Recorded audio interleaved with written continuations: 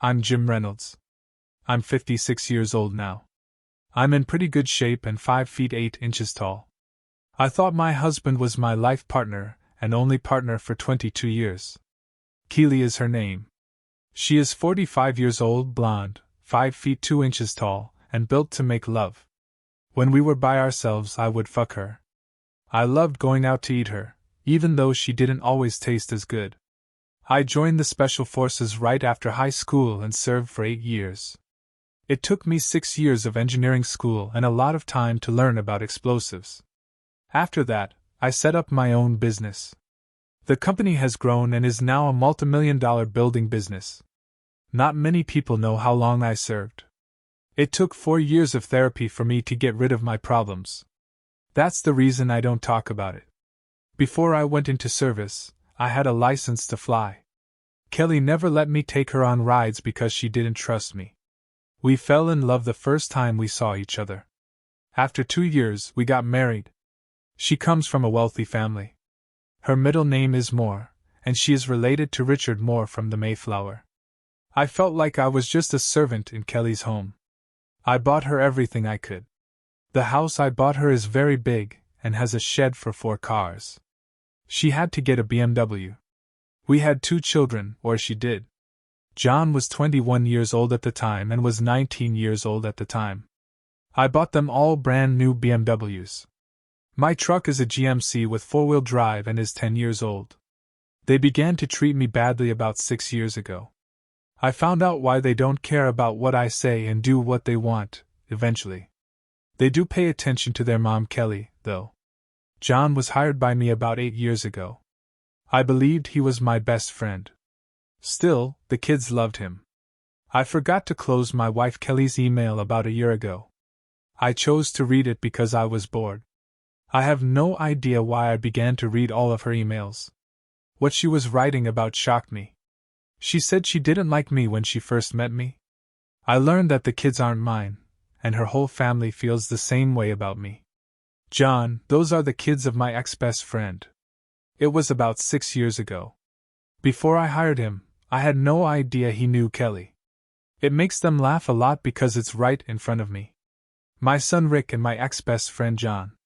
My father-in-law wanted me to sign a prenuptial agreement before I married Kelly, and I did. After 25 years of marriage, it ends in 2.5 years. There is a clause in it that says if either of us cheats, the cheater will lose everything. Kevin is a friend of mine from when I was in the military. There is someone he knows who knows how to spy on people. Paul is his name. It's now set up so that every email Kelly sends also goes to a secret account I have. I also get copies of the emails my kids send me.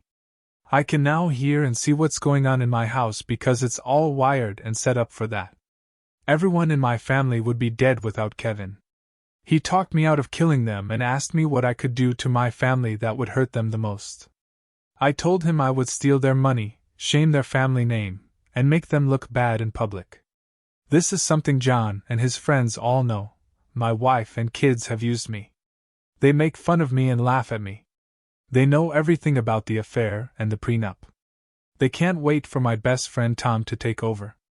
My father-in-law talked about me on video, and they are going to make it sound and look like I got the money from my company from him. John is going to take over my business. This has been planned for years. They had him apply to work for me because of this, which is why he has been so nice to me. My old military friends are the only ones I know I can really trust. I'm so glad I've stayed in touch with them. I've hired Paul to help my business with computers. He also wired my business, so I know who is on my side and who isn't. I had about 1.5 years to get ready for the split. I had to play the cut the whole time.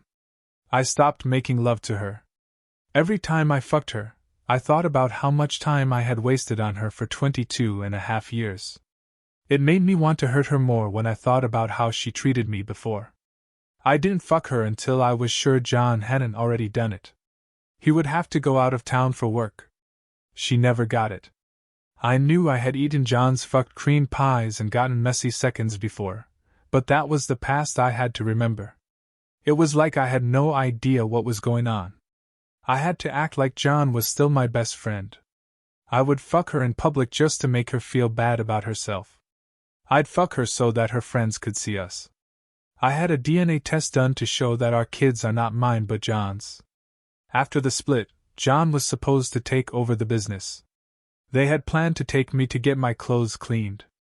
Make fun of me. I had a private meeting with a business that wanted to buy me out.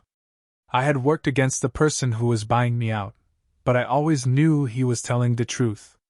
I planned to sell my business for a low price. I told him why he said what he did. For now, we only hear from people who would know, like his and my lawyers. The law company I hired for this also didn't like my father-in-law.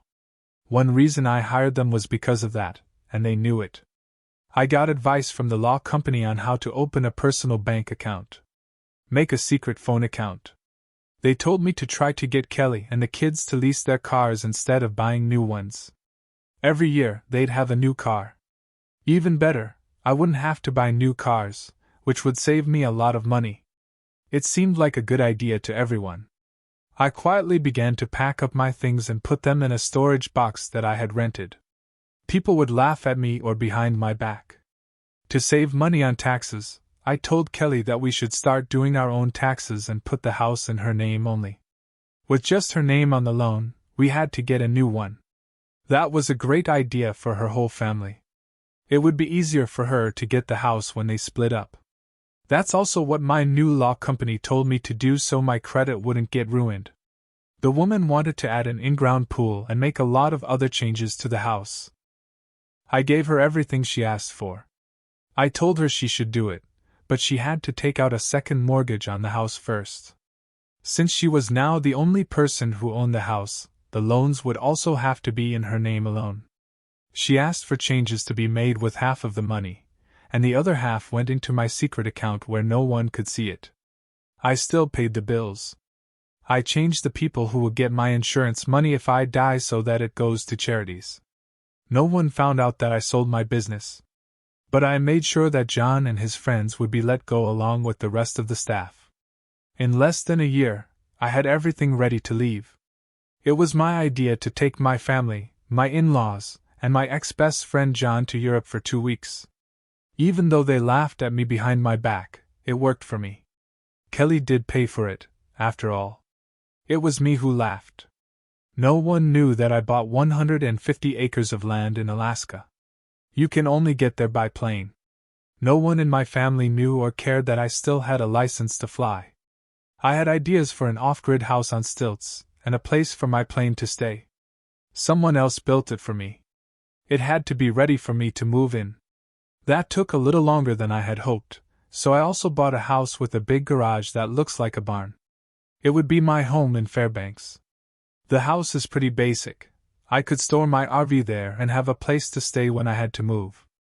A friend in the service bought a new RV and put his name on the title.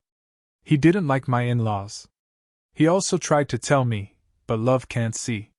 Along with money for the RV, I gave him $5,000 to do that for me. I made him and my other friends take the money for reading Kelly's emails even though they didn't want to. They thought I was the stupidest weakling ever. The house payment stopped. Their cars, all of their insurance, and their bills. They were all in Kelly's name. That's right, her credit was going to be ruined, not mine. I bought a box in Pennsylvania in Kelly's name and sent all of my bills to it. All of Kelly's family thought I was crazy when I paid all of their bills with my own money. Her credit will be ruined, not mine, when the split is over. Also, I'm not going to work, so I won't have to pay alimony. No one will be able to find out how much I paid for my business. The money was sent to an account outside of the country. It looked like I lost the business to the new company, and I'm leaving right before the trip. They asked when I would be free, but I said I had to take care of business right away. They didn't seem to care and were glad I wasn't going with them. I made sure Kelly would remember me the night before they left. I really fucked her. At first, she looked like she loved it. I also fucked her one last time. That made her really mad at me. It would hurt for a few days. I'm sorry, John. He had been fucking her and her behind for years, but he never told me. I went back to the house and got everything I wanted as soon as they took off for Europe. The door to the house was wide open. Paul, my friend, came over and took all the spy gear he had at my house. A moving van company got paid in cash to take my things to Alaska. I was only taking clothes, tools, and fishing stuff. I kept some guns in a gun safe. Some of them were from when I was in the army. Those were shipped and stored until I got to Alaska. I left everything behind. They weren't supposed to know where I was going. Not leaving any papers or anything, not even a note that said, Alaska. My son Mike never wanted to go shooting or fishing with me, so he didn't know where I went on my trips. That's not how I closed my old phone account. Kelly would not understand what I want to do.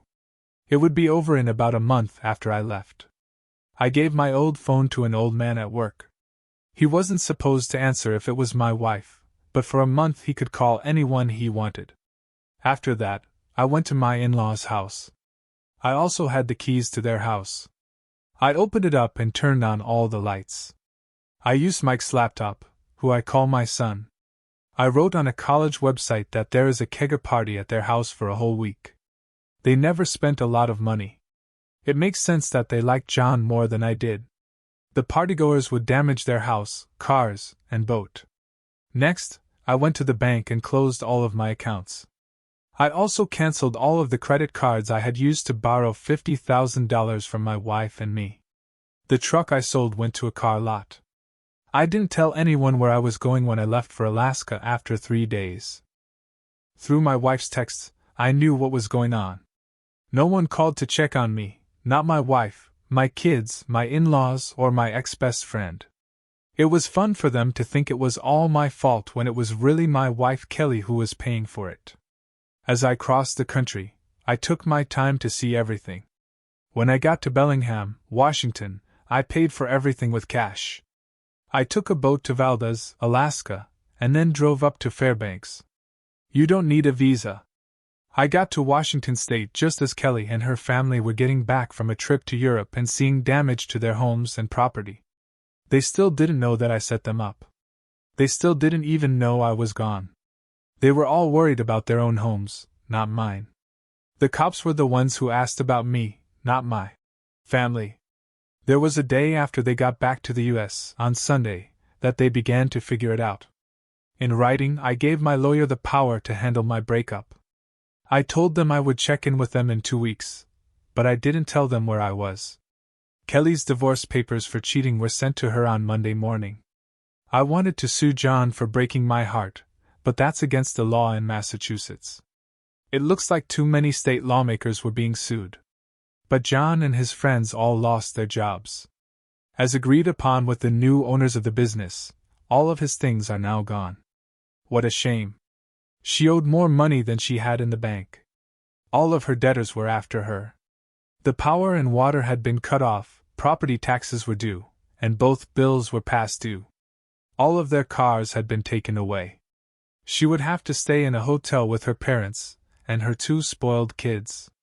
The damage to her parents' house was so bad that they had to rent cars for all of them. It made me feel terrible to think about all the problems they were having. Their trash meant that John had to move in with them too. He had to beg her parents to let him rent a car too.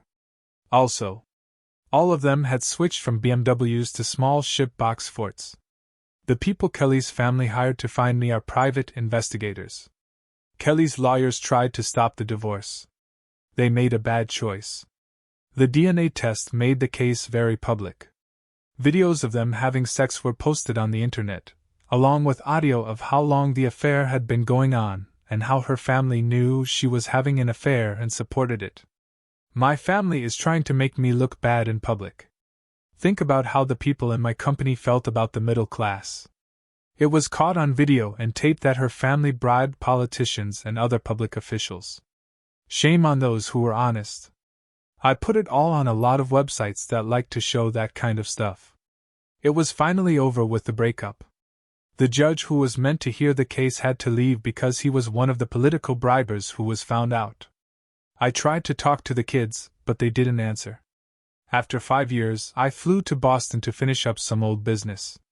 I went to a place where I knew her family liked to eat. It looked like they didn't even notice me as they walked by. I'm in better shape now, have long gray hair, and a beard.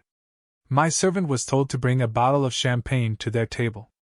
The aged family looked 20 years more powerful. Everyone looked at me. That is, until Kelly yelled after a while. "Oh my God, you jerk!" She knew who I was. She told them I was me. John rushed up and punched me. I punched him out and turned off the lights. That's when his son, my ex-son, came up and thought he could get me. I also put him down, but not out. She yelled that I had wrecked her family, and called me names as she ran up to me. The cops came and put me in jail. Because I didn't think the cops would let me, I had the waiter call my lawyer for me. After looking at the CCTV tapes, they let me go. It showed that I sent them champagne and talked to them in a calm voice. It proved I only defended myself. I don't think the cops would have let me go if my lawyers hadn't looked into what happened ahead of time and made sure they had copies of the surveillance tapes. They knew my husband's father-in-law. She called my hotel room and asked if she could talk to me. We met in the hallway of the hotel, and I made sure that we were being watched. She asked me why I hurt her and her family that way. I stared at her. As they looked shocked, I gently told them that I knew about their plan and stopped them. Before they caught me, I told her I knew about her long-term relationship with John. Then I asked her why she married me if she didn't like me. I didn't let her know that I had wired the whole house or used her email to spy on her. She lost her house and cars. Mike also lost his house and truck. All of them had to move in with their parents. She only said it wasn't about her. At first, she did it to get away from her family. Then she told me that making me do all those things for her was fun, and that they liked seeing me eat John's cream pies and get gross seconds. When she met John, I asked her why she didn't just get a divorce. She told me at the time that it was fun and that she would get everything this way. I asked her how things were going for her. I stopped talking. I got up and went back to my room. I left the next day and went back to Alaska. To be able to live my life without worrying about how badly I messed up their lives, their money, their pride, and their name. A lot better than killing them. They'll always have to think of me.